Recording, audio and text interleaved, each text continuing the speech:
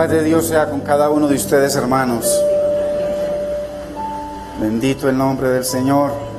Por favor, abramos la bendita y muy preciosa palabra en el libro de los Salmos, capítulo 119, verso 49.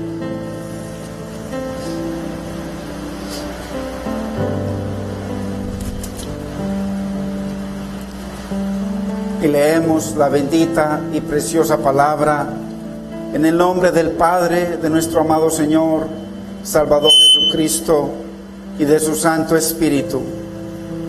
Acuérdate de la palabra dada a tu siervo, en la cual me has hecho esperar. Ella es mi consuelo en mi aflicción, porque tu dicho me ha vivificado.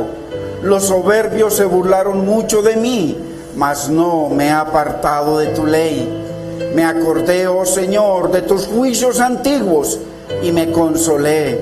Horror se apoderó de mí a causa de los inicuos, los que dejan tu ley. Cánticos fueron para mí tus estatutos en la casa en donde fui extranjero. Me acordé en la noche de tu nombre, oh Señor, y guardé tu ley. Estas bendiciones tuve porque guardé tus mandamientos. Padre, en el nombre de Jesús te damos gracias. Espíritu Santo de Dios, Maestro, guía, consolador, guíanos, Señor, enséñanos, capacítanos, Señor, para amarte, capacítanos para amar tu palabra. Señor, haz que tu palabra corra y sea glorificada primero en nuestras mentes, en nuestros corazones, en nuestras vidas y a través de nosotros, Dios mío. Que tu palabra sea esa lumbrera, Dios mío. Tu palabra dice: ¿con qué limpiará el joven su camino? Con guardar, con obedecer tu palabra, Señor. Te damos gracias, Padre. Te bendecimos, Espíritu Santo, en el nombre de Cristo Jesús. Amén, Señor. Amén. Gloria a Dios.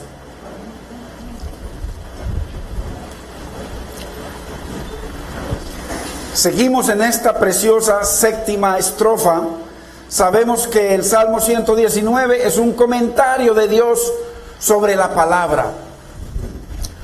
O sea, usted coge un verso de estos 176 versos del Salmo 119, que todos son sobre la palabra que salió de la boca de Dios, y usted se lo puede aplicar a toda la Biblia, porque es Dios hablando y expresando la hermosura, el poder y la gloria de su palabra para vivificarnos, para restaurarnos, para darnos vida, para fortalecernos, para defendernos, para guardarnos.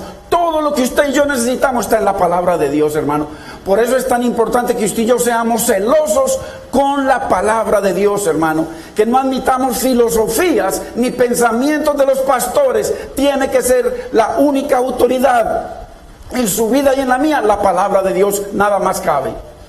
Nada más cabe. ¿Por qué? Porque se ha corrompido hoy tantas iglesias, tantos credos, tantas cosas, porque cada uno va y predica lo que cree y lo que siente en su corazón, y nosotros no debemos hacer eso, sino guiarnos únicamente por la que es viva, por la que es eficaz, por la que es espíritu, por la que es vida, por la que tiene el poder para transformarnos y por la que tiene el poder para llenarnos y para restaurarnos y hacer de nuestra vida cosas maravillosas que sin ella es imposible. Entonces, vimos la semana pasada 3 de las bendiciones que Dios nos muestra en esta séptima estrofa. Bendiciones para aquellos que aman la palabra, pero que están en aflicción, que tienen circunstancias. Entonces, y hoy vamos a ver las otras 3, si Dios nos lo permite. La primera bendición que vimos, que nos da la palabra, es confianza y esperanza. En que lo que Dios prometió, las bendiciones que hay escritas ahí para su vida, para su familia, dice Dios que Él juró por su nombre y por su palabra, por sus promesas, que las cumpliría. Así que Dios va a cumplir cada promesa, pero ya entendimos nosotros de que Dios honra a los que lo honran. Dios honra a los que lo honran.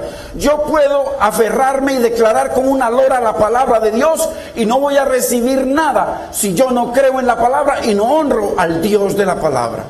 Entonces, esa es la primera bendición, que Dios nos da confianza y esperanza de que lo que Él prometió para usted y para mí, Dios lo va a cumplir.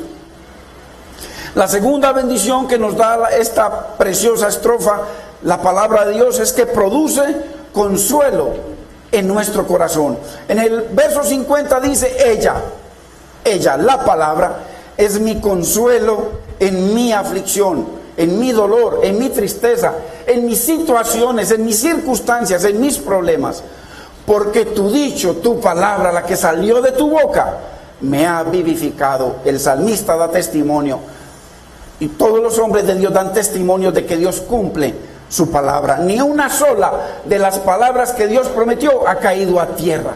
Todas se han cumplido en aquellos que dan testimonio de ella.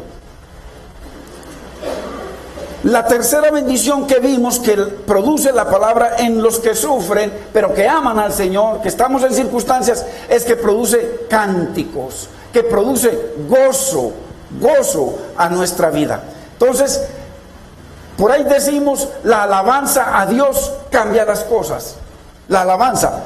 Pero sin obediencia, hermano, solo habrá cánticos o canciones. Es la alabanza en obediencia a Dios la que cambia las cosas, la que cambia las circunstancias. Vimos cómo los cánticos de Pablo y Silas, cuando estaban encarcelados, azotados, heridos, cantaban en esa cárcel encadenados, y cómo esos cánticos, esa palabra que salió de la boca de Dios, comenzó a hacer cosas maravillosas, movió los cimientos de esa cárcel, rompió cadenas, hubo libertad de opresión y trajo salvación. Entonces, la palabra, hermano, cuando usted y yo estamos en aflicción, nos recomienda a Dios mismo, porque esto es escrito por el Espíritu Santo que se lo dio a hombres de Dios. Nos recomienda que cuando haya aflicción le cantemos al Señor sus promesas. Así se las recordamos y así lo glorificamos, y Él honra a los que lo honran. Hoy entonces vamos a ver la cuarta bendición que la palabra de Dios produce en nosotros, y es el celo de Dios. La palabra en los hijos produce celo. Celo en nuestros corazones, celo contra el pecado, celo contra la impiedad, celo contra los malvados, celo contra aquellos que reciben la palabra y pues van y la pisotean, celo contra los que usan el vano en nombre de Dios, celo contra los que se burlan de Dios porque escuchan la palabra, les entra por uno de ellos, les sale por el otro y siguen en su pecado y su inmundicia y el juicio de Dios sobre ellos. Entonces, esa cuarta cosa que Dios produce a través de su palabra en el hombre y la mujer de Dios es celo por la palabra, celo por Dios, celo por su obra, celo por sus promesas, celo por su verdad, celo por los dichos que salieron de su boca, porque millones se han cumplido y se seguirán cumpliendo. Por eso les da celo. Al que es hijo de Dios le da celo cuando hay pecado en los siervos del Señor. Entonces, dice el verso 53, volvámoslo a leer, ahí en el Salmo 119. Horror se apoderó de mí a causa de los inicuos que dejan tu ley, tu palabra. Horror, hermano, dice el salmista. Pero ese horror no solamente lo siente él, lo sienten muchos hombres en la Biblia. Y también Dios espera que usted y yo lo sintamos. Horror cuando vemos de que gente de Dios se aparta de Dios para ir a pisotear la sangre de Cristo, la humillación del Señor y la promesa de Dios para su vida, su hogar, sus hijos. Horror. Veamos, porque cuando la Biblia habla de lengua mentirosa, no se está refiriendo a la mentira. Dios aborrece no la mentira, Dios aborrece al mentiroso. Dios no aborrece el robo, Dios aborrece al ladrón. Dios no aborrece la fornicación, Dios aborrece la fornicación y al que fornica, porque no hay fornicación si no hay fornicarios. Entonces mire lo que le tiene horror el salmista, a lo que él le tiene horror. Vayamos a Proverbios capítulo 6, verso 16.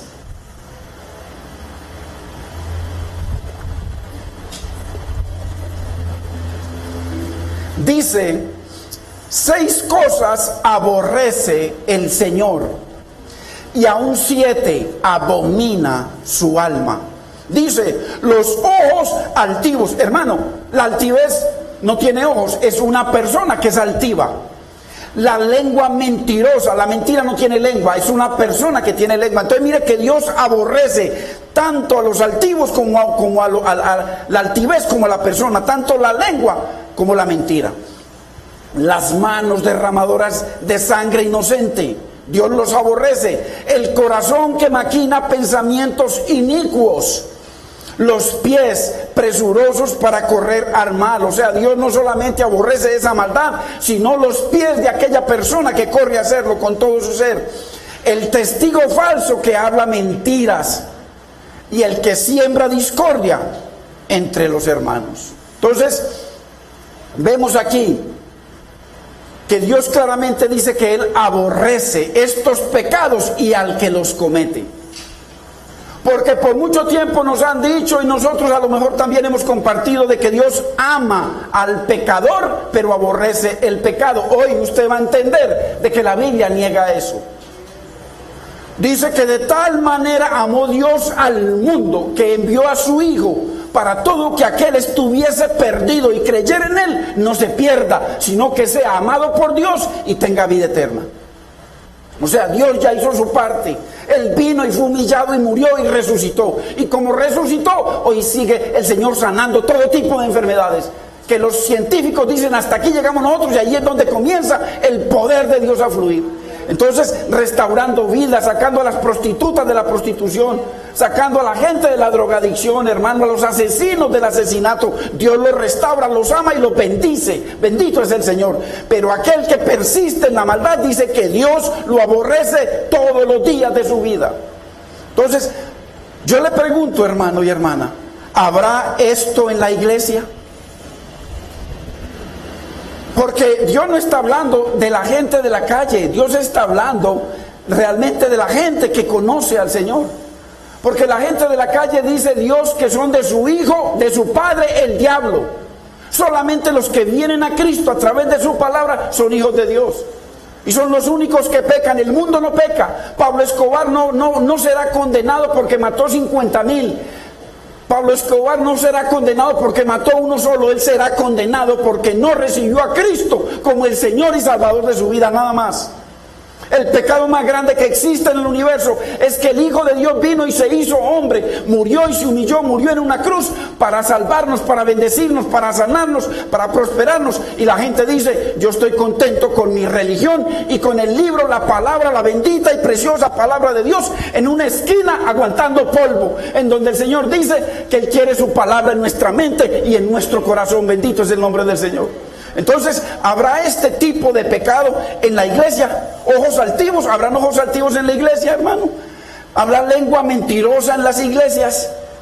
¿Corazones torcidos? ¿Pies que se apresuran a la maldad? ¿Que salen de escuchar la semilla? Dice que cuando se está exponiendo la palabra, es la semilla que se está regando. Y dice la Biblia que el Señor se mueve, el Espíritu de Dios, el Señor Jesucristo, mientras se está exponiendo la palabra, dice que Él se mueve en medio de los 7 candelabros. Y la Biblia habla de que los candelabros es la iglesia. La iglesia ahí, mientras se está exponiendo la palabra, el Espíritu Santo está viendo tu corazón y el mío. A ver, ¿dónde está cayendo esa semilla? Si en tierra fértil o en una tierra dura, endurecida como roca. Entonces, ¿habrá esto en la iglesia, hermanos? Vemos a los hombres, hermanos, a través de la Biblia, indignados contra los que dejan la palabra. David, uno que muchísimos salmos habla cosas terribles contra los que dejan a Dios, contra los que pisotean la palabra del Señor. Vemos eso a través de toda la Biblia. Vemos al salmista. Y este hombre está tan lleno del Señor en su mente y en su corazón que siente celo, hermanos. ¿Cómo no va a sentir uno celo, hermano, de que gente que venimos a escuchar la verdad de Dios y sigan como si no hubiesen escuchado nada? Usted no sabe que aquí al presidente Uribe es uno de los hombres que más le han predicado la palabra de Dios. Tuvo allá en el Congreso pastores predicándole, y a muchos, pero siguen con su religión. No, yo no abandono mi religión. Y el Señor no vino para que tú y yo tuviésemos una religión. Él vino para que tú y yo tuviésemos vida, y vida abundante en Él. No una religión, una relación con un Dios vivo a través de su bendita y preciosa palabra. Pare de contar. Todo esto no es por ninguna religión salva. El que salva es el Señor Jesucristo. Entonces, el corazón del salmista palpita por la verdad de Dios. Ojo, y mira a la gente, no a la luz de lo que son. ¿Por qué? Porque hoy en día usted ve a estos muchachos llenos, artistas llenos de tatuajes, y vaya, pregúntele a los niños, y los niños quieren hacer lo mismo. Son sus ídolos. Ven a esos grandes narcotraficantes y todos los jovencitos quieren tener una moto, usar aprender puntería y enriquecerse como ellos y estar en ese mismo trabajo. El salmista no ve a esa gente a la luz de lo que son: poderosos. Oh, la diva, y la diva para muchos. Y el capo, y los fuertes, y los grandes, y los ricos. No, el salmista y Dios no los ve a la luz de lo que son, de lo que ellos son, sino que Dios los mide por su palabra. Él los ve y los compara con lo que dice la palabra sobre ellos. Eso fue lo que le pasó al salmista Asaf, cuando dice que vio a los perversos, a los malos, a los asesinos enriquecerse y prosperar, y dice que le dio envidia y se fue contra Dios. Señor, ellos ¿por qué prosperan y nosotros, tus hijos, estamos con necesidades? Y dice, hasta que entrando en el santuario de Dios, Dios le mostró cómo iban a terminar ellos, y dice que se arrepintió y lloró y glorificó al Señor. Entonces nosotros, hermano, usted y yo no podemos ver la gente del mundo como modelo. Nuestro modelo es Cristo. Nuestro modelo es Cristo y la palabra de Dios, nada más. Nuestro modelo no es ningún pastor, porque el pastor falla. El único que no falla es Dios, bendito es el Señor. Y la única eterna y que no cambia es su palabra. Entonces, el corazón del salmista mira a la gente y ahí mismo los pasa por el escáner de la palabra de Dios, hermano. Y ahí, la que corta y divide el alma y el espíritu y penetra y parte todo nuestro ser y ve las intenciones de nuestro corazón. Entonces lo mira bajo lo que dice la palabra. Entonces, ¿cómo es posible, hermano? Usted y yo, como siervos y siervas del Señor, que estamos creciendo en el conocimiento de Dios, no en una religión, porque la religión, todas las religiones, hermanos, son una porquería, todas. El Señor no vino a fundar religiones, el Señor vino a traer un reino. Arrepentíos y convertíos, porque el reino de los cielos se ha acercado. Vino a traer un reino. Bendito es el nombre del Señor, para que usted y yo dejemos de estar bajo el reino de las tinieblas, de la maldad. Entonces Él no los mira a la luz de lo que son, sino a la luz de los juicios de Dios. ¡Qué tremendo! Hay que mirar las cosas a la luz de lo que dice la palabra. Y entonces, cuando uno mira, hermano, gente, a la luz de la palabra, le da terror. Yo veo hermanos, los he visto, hermanos, por tiempo, a la luz de la palabra, y me da terror, me da miedo. Veo pastores a la luz de la palabra y me da horror, tiemblo, miedo, porque están pisoteando la palabra del que todo lo ve, del que todo lo sabe, y de lo único que vino fue a bendecirnos y a hacernos bien. Me da miedo de que la vida del creyente, hermano, gire alrededor de su trabajo. Su vida es su trabajo, su vida es el deporte, su vida es la moda, su vida es la televisión, su vida es la tecnología. Eso es su vida, mandando mensajitos de aquí para allá. Esa es su vida, mirando y pervirtiendo su vida a través de eso, porque ahí en esos teléfonos tienen toda la perversión del mundo. Me da miedo ver, hermanos, que su vida gira alrededor de eso. Ojo, pero no gira alrededor del que dijo. haréis un santuario para mí, eso dijo Dios, y yo habitaré en medio de vosotros. Él le pidió eso a Israel porque el Dios eterno, infinito, quería venir a morar con el hombre. Y eso simplemente estaba profetizando de cuando Cristo viniera a estar con nosotros.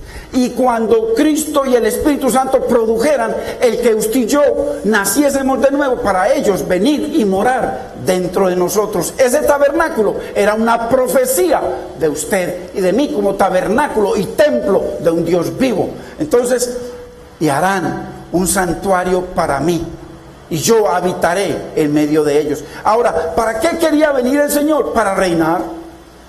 ¿Qué es lo que dice el Padre Nuestro, hermano? Que muchos repiten como papagayo. ¿Qué es lo que dice? Venga a nosotros tu reino. Y que en mí, en nosotros, se haga tu voluntad, así como se hace en el cielo. O sea, que la perfecta voluntad que se hace en el cielo, venga a mí, ese reinado tuyo, y que tú seas el rey de mi vida. A eso vino el Señor. Ahora, ¿a qué vino Jesucristo? Jesucristo vino a restablecer el gobierno de Dios en la tierra. Se llama teocracia. Dios como la fuente de toda nuestra vida. A partir de Dios es que gira nuestra vida. Él hizo el tabernáculo y Él estaba en el centro y todos se movían alrededor de Él. La nube se movía y el pueblo se movía. Hoy en día el Espíritu Santo es el que debe guiar y mover nuestra vida. Es el Espíritu Santo de Dios, hermano. Entonces, qué importante que Dios quiere establecerse como Rey y Señor de tu vida y de mi vida. No una religión. No una religión. Porque la iglesia cristiana está llena de religión y de religiosos. Y Dios no vino a montar una religión. Dios vino a salvar gente y a introducirlos en un reino de bendición y de poder. Mire, vayamos a Isaías 43:7 para que usted vea para qué nos llamó el Señor. Los que estamos aquí, para qué nos llamó el Señor, y a todos aquellos que el Señor ha llamado.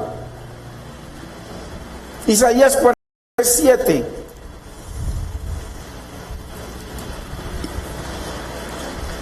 Dice: todos los llamados de mi nombre, para gloria mía los he creado, los formé y los hice. ¿Habrá que alguno que se siente llamado de Dios? Si usted es uno que es llamado de Dios, dice que usted fue llamado y creado para gloria de Dios. Si a usted no lo creó Dios, entonces no hay problema. Pero todos los que estamos aquí fuimos creados por Dios, fuimos formados por Dios y nos hizo Dios para gloria suya. Entonces ahí está el propósito del Señor, para gloria de Él. Entonces lo importante, hermano, usted y yo estamos viviendo para que Dios sea glorificado, o simplemente tenemos una religión de domingos en donde yo tengo mi programa semanal, novelas de lunes a viernes y ciertos programas, deportes, noticias y todo. Le dedico 7, 8 horas al trabajo, tantas horas a dormir y 1 hora a la semana venir, hermano, a glorificar a Dios. Él nos creó para que viviéramos para Él 24 horas al día. Eso no significa que usted no trabaje o vea televisión. Usted puede hacer muchas cosas, pero Dios debe ser primero. Mas buscad primeramente el reino de Dios y su justicia, y todo lo demás, lo que usted y yo necesitamos, será añadido.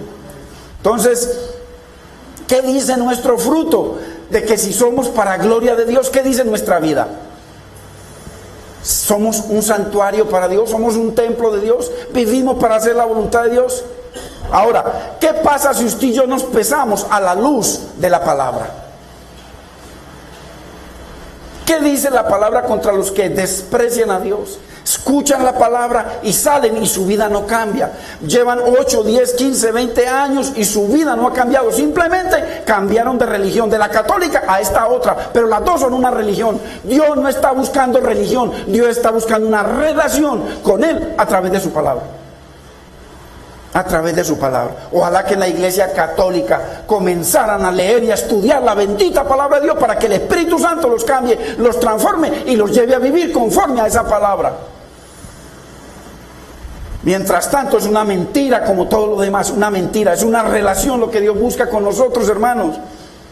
Si nosotros vemos nuestra vida, nuestro fruto que estamos dando cada día y lo que dice Dios en su palabra respecto a su vida, respecto a sus juicios, hermano, usted y yo viviríamos llenos de terror, porque en cualquier momento nos podemos morir.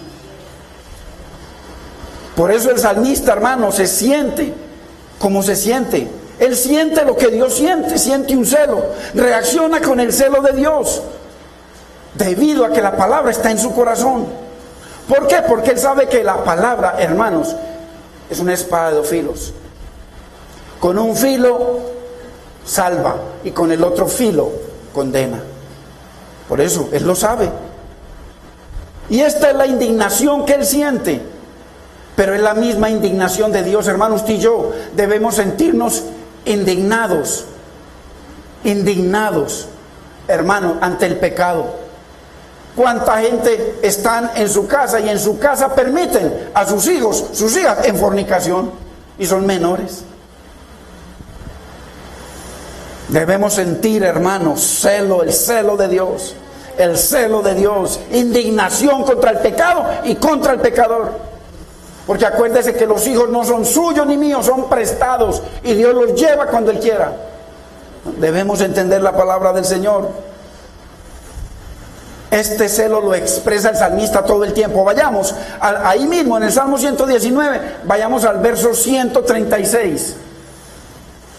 El salmista todo el tiempo expresa su celo de Dios. Mire lo que dice: ríos de agua descendieron de mis ojos. ¿Cómo le parece? Porque no guardaron tu palabra. ¿Cómo le parece, hermanos? Ríos de agua. Debe haber clamor, debe haber, hermanos, lágrimas, debe haber dolor en nuestro corazón por nuestros familiares que no guardan la palabra de Dios, hermano.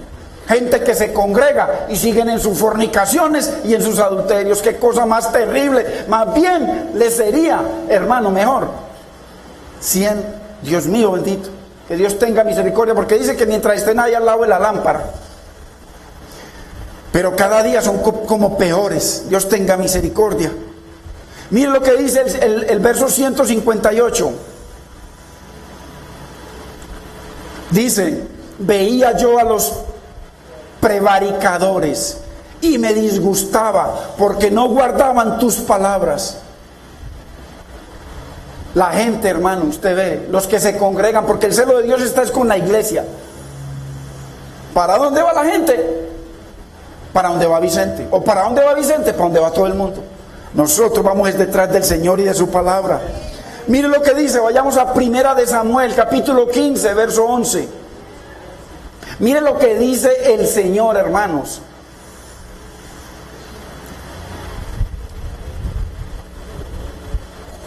Para que veamos de que Dios es un Dios celoso con su palabra. Está hablando del rey Saúl, cuando él lo puso rey, y dice: me pesa haber puesto por rey a Saúl. ¿Y por qué? Porque se ha vuelto de en pos de mí y no ha cumplido mis palabras. Mire, hermanos, el celo tan terrible de Dios por aquellas personas que escuchamos la palabra de Dios y no la cumplimos. Mire, me pesa. Y yo le pregunto a usted, Dios lo llamó a Saúl para que fuera rey. Yo le pregunto a usted, hermano, ¿a cuántos aquí Dios nos ha llamado y nos ha puesto para que seamos príncipes y sacerdotes de Dios en la tierra? Eso es lo que dice la Biblia. Y muchos sacerdotes le han dado la espalda al Señor. Eso es lo que dice la palabra, lo que acabo de decir. El sacerdote Esdras, vayamos al libro de Esdras. Ahí en el capítulo 9, donde está él orando, esa preciosa oración en Esdras 9, en Nehemías 9 y en Daniel 9, una preciosa oración que les pone el Señor en su corazón. En Esdras 9, mire la indignación y el celo de este hombre por la palabra de Dios. Mire lo que dice: porque han tomado. ¿Qué pasó? Les explico. El pueblo, Dios les había prohibido, hermanos, a sus hijos. Dios les prohíbe que se unan con el mundo, que se unan con la gente del mundo. Dios les prohíbe a sus hijos que se unan en yugo desigual, así lo llama el Señor. O sea que un creyente no puede unirse con una persona del mundo que no cree, que no tenga la fe del Señor. Entonces el pueblo no le hacía caso a Dios, y dice aquí, porque han tomado de las hijas de ellos, o sea, de las hijas del mundo, para sí y para sus hijos. O sea, los israelitas, siendo el pueblo de Dios, un linaje escogido, dice que cogieron y se casaron y se juntaron con las mujeres del mundo. Y sus hijos permitían que se casaran y se juntaran con las mujeres, o sus hijas con los hombres del mundo. Hermano, qué terrible, qué terrible. Gente que en la palabra, en la iglesia, han conocido del Señor. Hermanos, y el Señor tiene ese celo cuando un hijo, una hija de Dios se juntan con la gente del mundo. Van y cogen una mujer del mundo o un hombre del mundo, hermano, para juntarse con ellos. Y jovencitas, hermano, yo he visto jovencitas que están con miedo, que porque les da miedo de quedarse solas, entonces se juntan con cualquier sinvergüenza de la calle, que por no quedarse solas, y un año después están más solas que antes y con un niño, y después le toca ir con otro y con otro niño, y eso no para. De maldición en maldición. Y dice, porque han tomado de las hijas de ellos, de las hijas del mundo, para sí mismo y para sus hijos. Hermano, qué terrible. A mí que me ha tocado ver con estos ojos y escuchar con estos oídos. Gente que han tenido sus hijos sirviéndole al Señor en alguno de los ministerios, y que dicen, prefiero que mi hija tenga su novio, esté con su novio, a que esté todo el día ahí sirviendo. Me ha tocado escucharlo y me ha tocado también hablar. Y al pie de la letra se les ha cumplido todo, porque es que no hay que ser profeta, simplemente uno lo ve, un bobo lo ve. Van de maldición en maldición. Van y la propia madre juntándolas con hijos del mundo, y es que en la iglesia, enemigas de Dios, y dicen ser mujeres de Dios. Estoy hablando la verdad de Dios, porque si esa mujer se pesa en la palabra, va a ver su inmundicia a los ojos de Dios y de la palabra.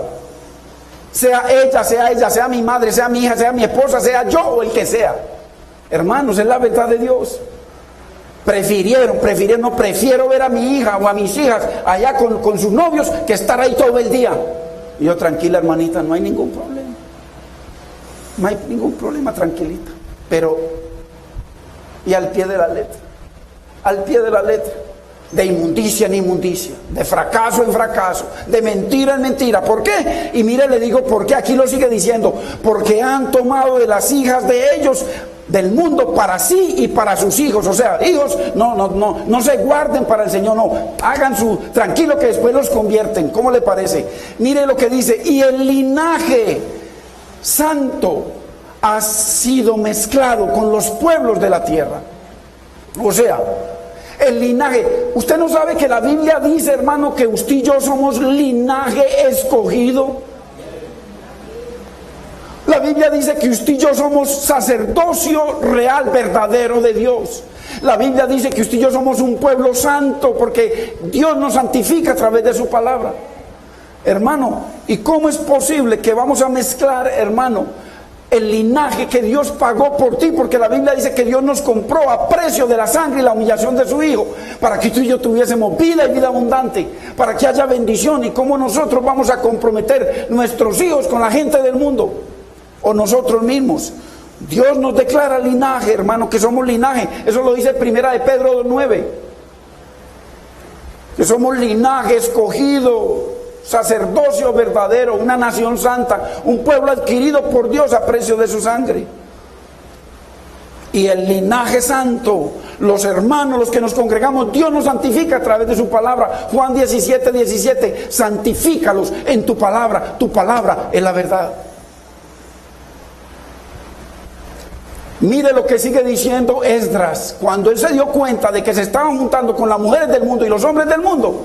Mire lo que dijo él, verso 3, cuando oí esto, rasgué mi vestido y mi manto, y arranqué el pelo de mi cabeza y de mi barba, y me sentí angustiado en extremo.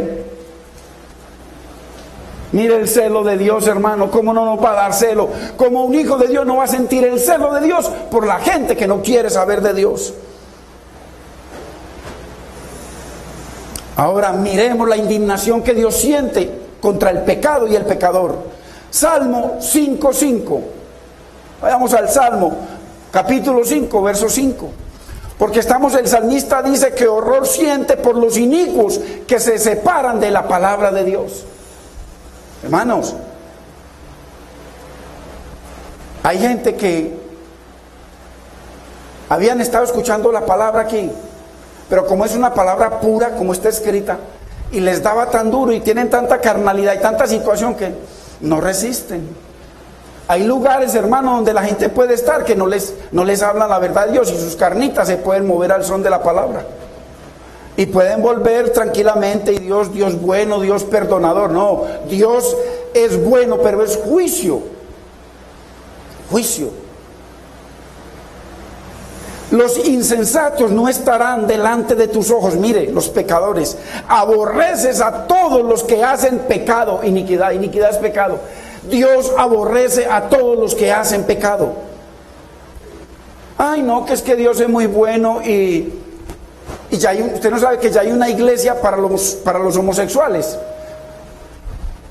Hay una iglesia cristiana donde los aceptan y pueden servir y todo lo demás.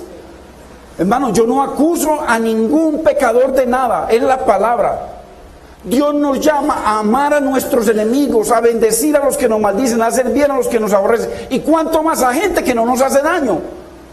Pero indignación sí sentimos, hermano, porque Dios tiene su palabra, tiene su Santo Espíritu para transformarnos, hermano, de asesinos, de narcotraficantes, de lo que quiera, a gente que le sirvamos a un Dios vivo. Hermano, porque muchas veces hoy todavía se dice, no, Dios aborrece el pecado, pero ama al pecador. Dios no solo aborrece el pecado, sino al pecador, hermanos. Mire lo que acabó el verso 5. Aborreces a todos los que hacen iniquidad, a todos los que hacen pecado. Salmo 7:11. Mire lo que dice el Salmo 7:11.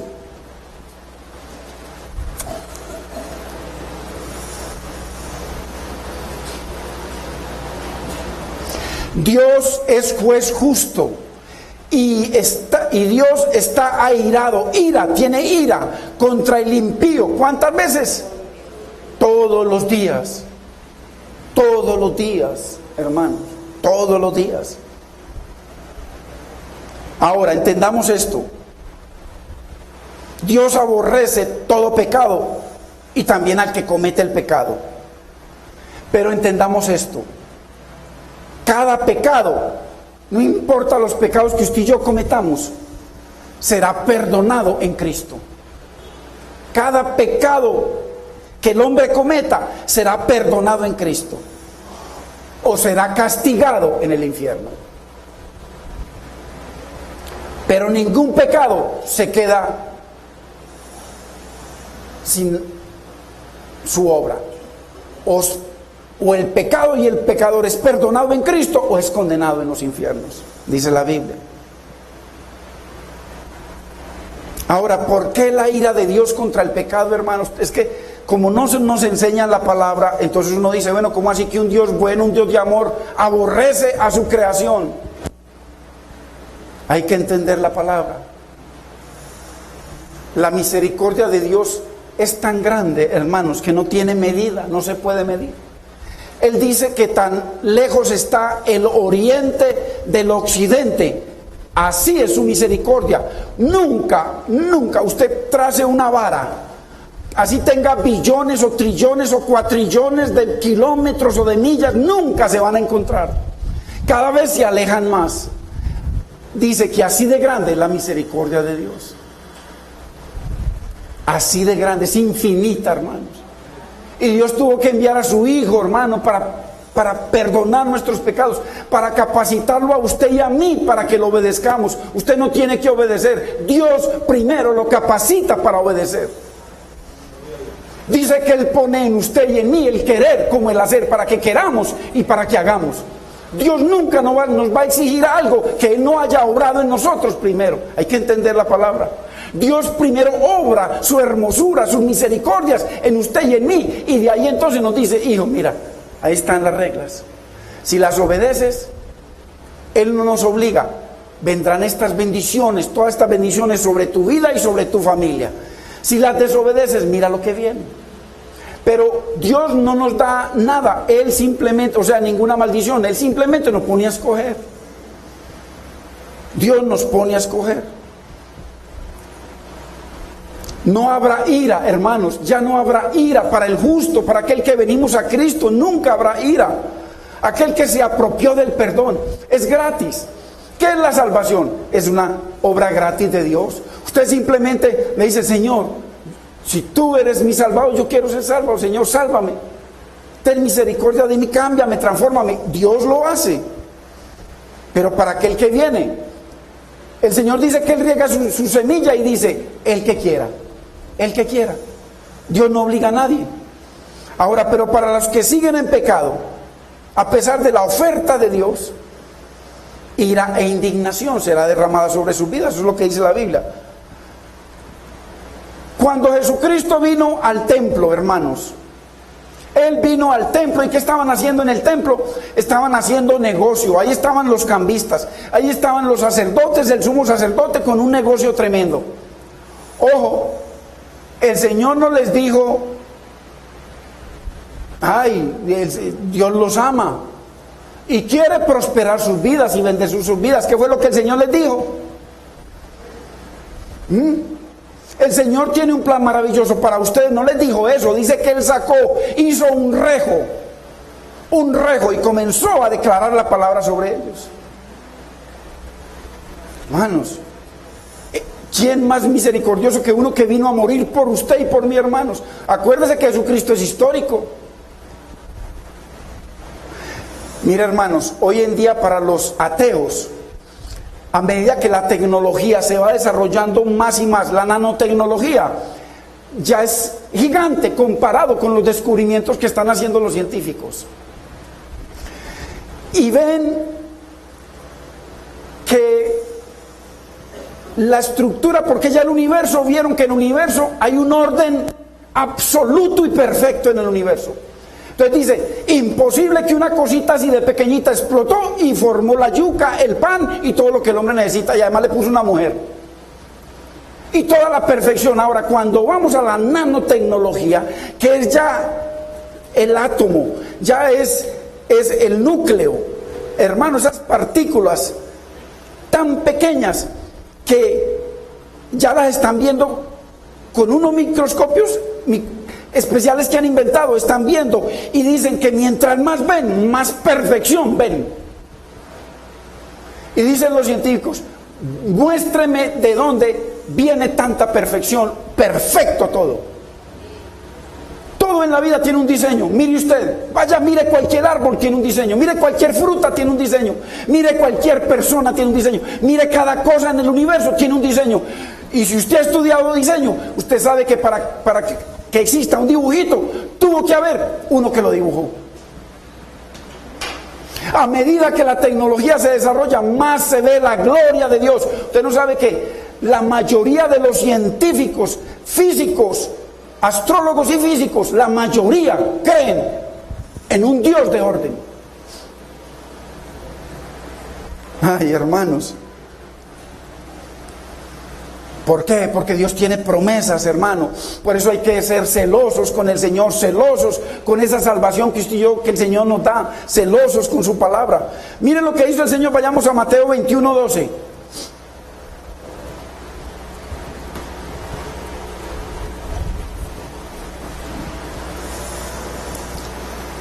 Dice: y entró Jesús en el templo de Dios y echó fuera a todos los que vendían y compraban en el templo, y volcó las mesas de los cambistas y las sillas de los que vendían paloma. Mire, los echó a todos a rejo, a punta de rejo, el Señor Jesús.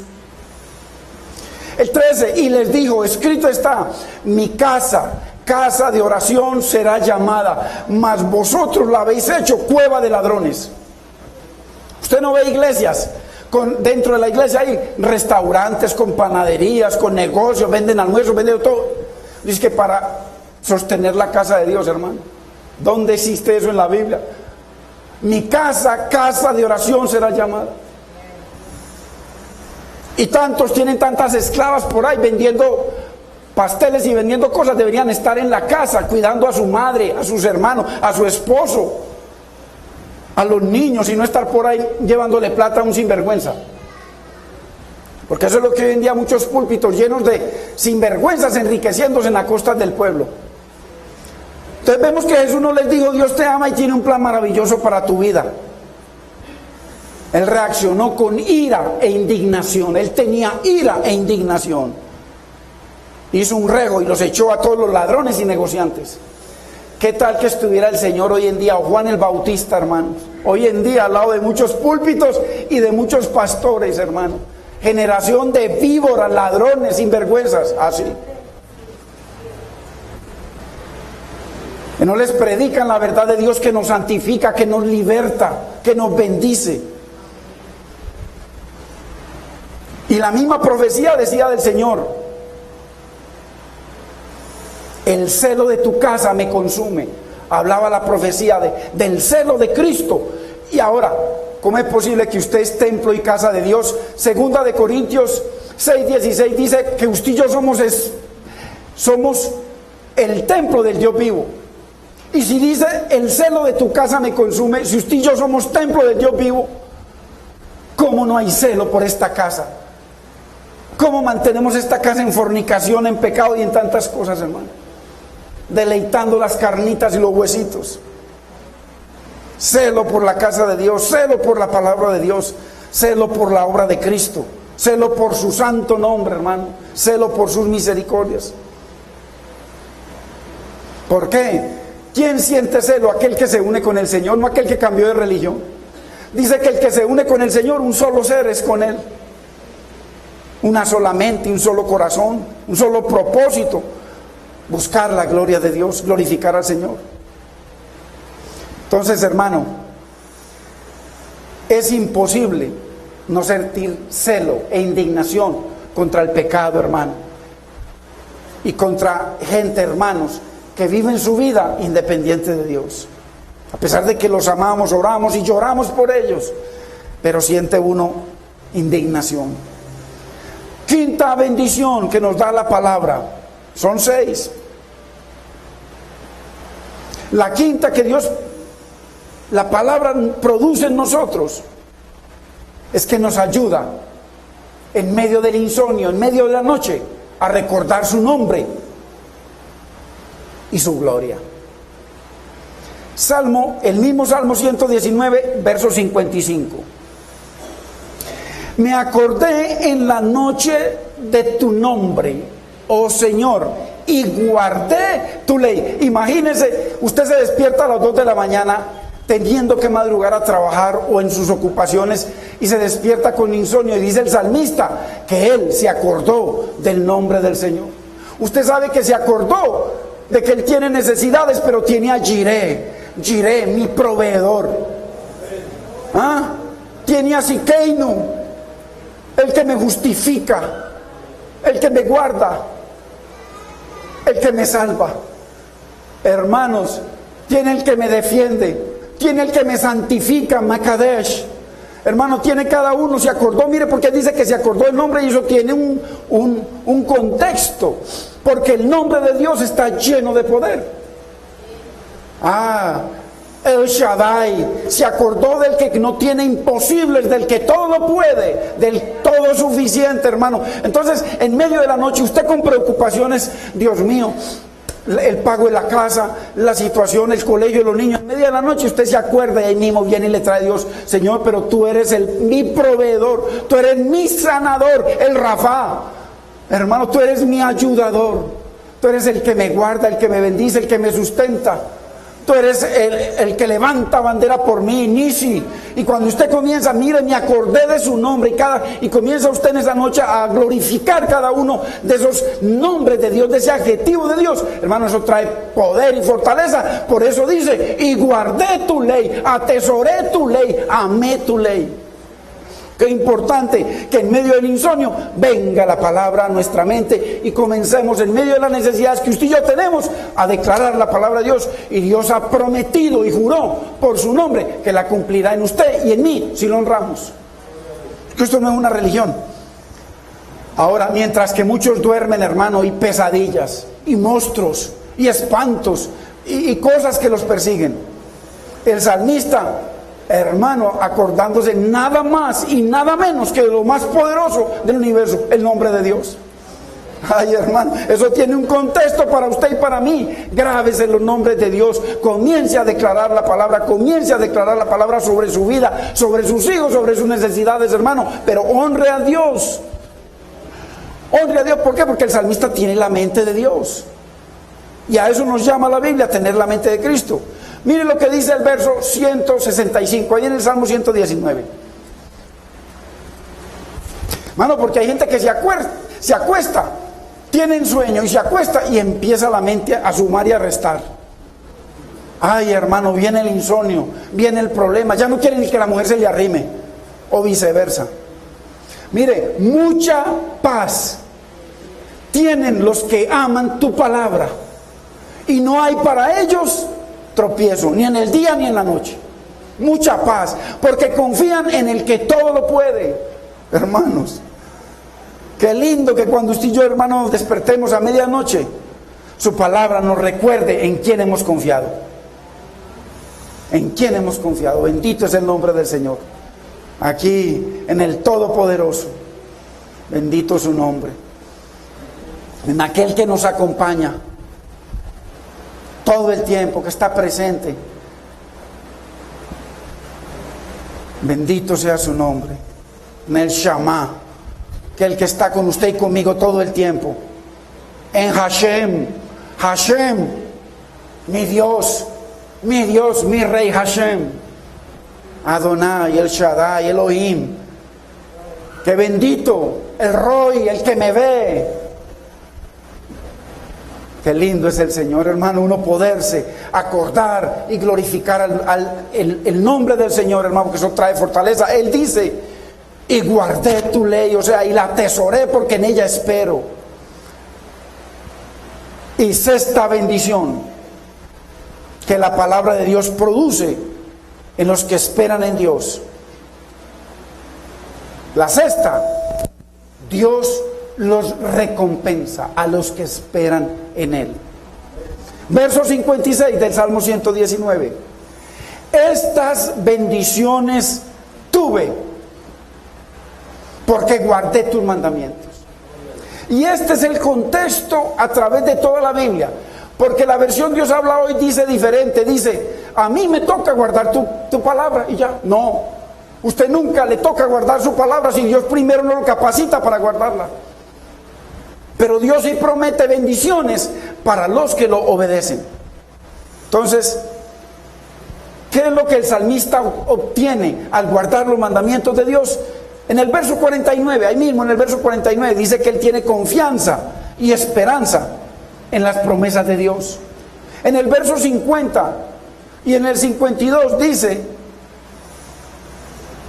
el salmista es consolado, tiene consuelo de Dios. En el verso 54, él obtiene cánticos, la palabra se convierte en cánticos, los mandamientos se convierten en cánticos que traen poder, liberación, porque en medio de esos cánticos, de esa alabanza, hay poder, cambia las cosas. Gozo, hermanos. En el verso 55, él obtiene el poder de acordarse del nombre de Dios, hermano. Qué poder tan grande de acordarse uno en medio del insomnio. Que el Espíritu Santo le traiga memoria a sus nombres. ¿Tienes necesidades? Ahí tienes el Shaddai, el todo suficiente, el Jireh, el que te provee. Ahí tienes al que te defiende. Bendito es el nombre del Señor. Qué lindo. Hashem. el Siqueinu y el Ojeinu. El Ojeinu, mi Dios, mi Dios. Qué lindo, hermano. Estas bendiciones tuve porque guardé tus mandamientos. Qué lindo. Hermanos, usted y yo guardamos los mandamientos porque el Señor nos capacita para guardarlos. Él hace una obra sobrenatural en usted y en mí para que usted y yo podamos agradarlo y obedecerlo. Dios no nos va a poner cosas en las cuales nosotros no seamos capaces de obedecer. Él nos capacita, nos prepara, nos da entendimiento. ¿Por qué? Porque Romanos 3:11 dice: no hay quien entienda, no hay quien busque a Dios. Si usted y yo no entendemos, no vamos a obedecerlo. Dios nos capacita para entender. Él tiene que hacer una obra sobrenatural en usted y en mí para obedecerlo. Cuando el Señor los sacó de Egipto, dice que los llevó al monte Sinaí. ¿Para qué? Para mostrarles. Dice que el monte comenzó a temblar. Comenzó el fuego y estruendos y rayos. Y dice que la voz de Dios era como estruendos terribles. ¿Y qué quería Dios? Mostrarles la palabra para que cada uno de ellos se vieran a la luz de la palabra.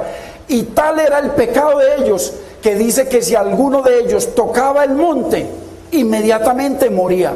¿Por qué? Porque no hay forma de que un hombre pecador se pueda acercar a un Dios santo. Entonces le entregó la palabra. Mire, ¿cómo es que usted y yo sabemos cómo estamos? Mirémonos a la luz de la palabra. Y la palabra va a decir cómo es que usted estamos. Yo delante de Dios es un espejo. Nos arrepentimos. El Señor produce una obra sobrenatural en usted y en mí. Y nos capacita para recibir sus bendiciones. Nos capacita para honrarlo y para amarlo. Entonces, qué importante, hermanos, que usted y yo entendamos de que el Señor tiene bendiciones maravillosas y promesas para aquellos que lo aman, pero guardan sus mandamientos.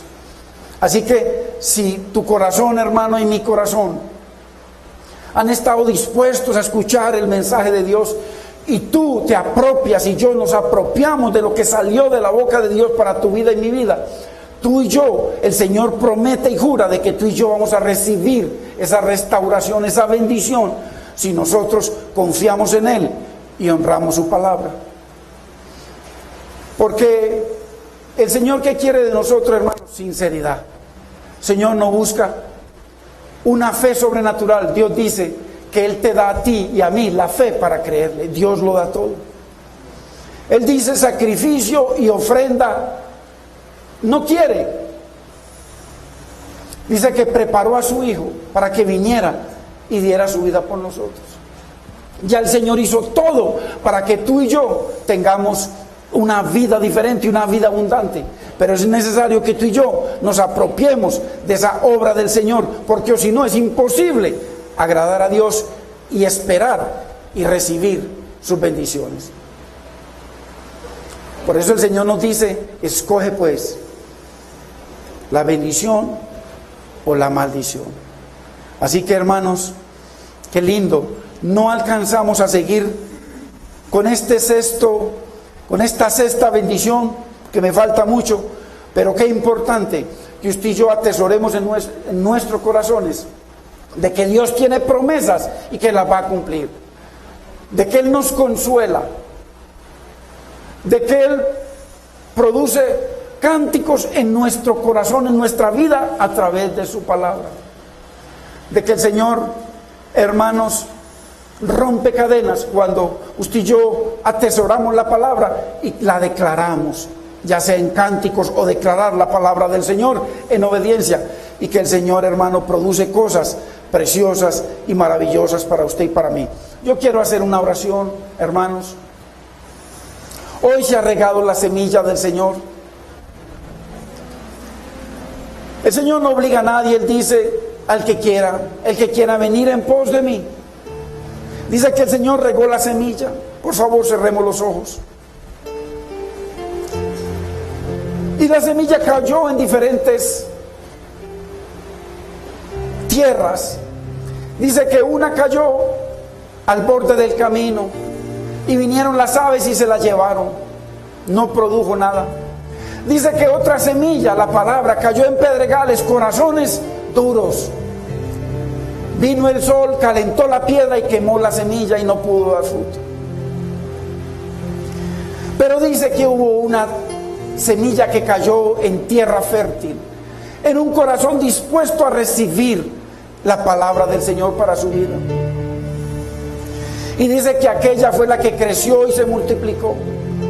Así que si tu corazón hoy estuvo dispuesto a escuchar y recibir la palabra de Dios, el Señor dice de que Él aborrece el pecado y al pecador.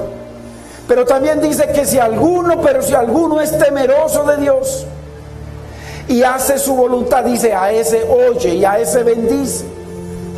Dios requiere de nosotros que nos humillemos, que reconozcamos nuestro problema, que tú y yo reconozcamos nuestra necesidad. Si tú tienes necesidades, mira tu hogar, mira tu vida.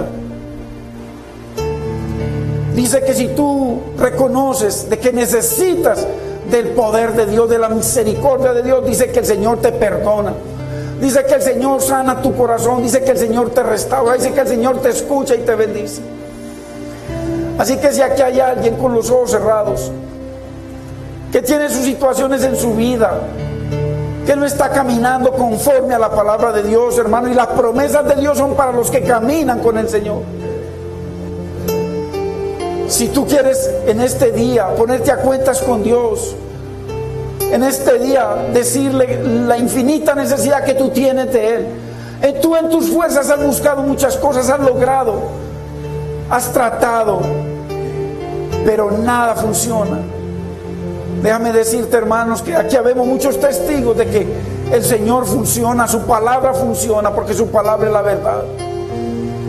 Que el Señor ha restaurado nuestras vidas y puede restaurar y levantar la tuya.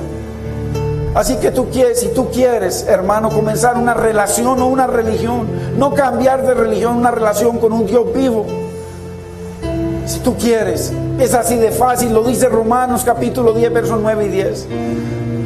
Dice que si confiesas con tu boca, hay que confesarlo, que Jesucristo es Dios el Señor, Él es histórico, y crees en tu corazón que Él resucitó hace 3,000 años, hace 2,000 años por el poder del Espíritu Santo, dice, tú serás salvo. Y a partir de este momento tú comienzas una relación con un Dios vivo. Si es así, o si tú has estado apartado de Dios y quieres nuevamente entrar en comunión con Dios, si es así, yo te guío. Es así de fácil, hermano y hermana. Es así de fácil, persona que nos visitas, una relación con un Dios vivo a través del poder de su palabra. Tú y yo necesitamos el poder de lo alto que viene y que transforma tu vida, que te capacita para obedecer, que te capacita para perdonar, que te capacita para amar, que te capacita para restaurar y que te capacita para tener una comunión con un Dios santo y vivo, y te capacita para vivir en la bendición de Dios.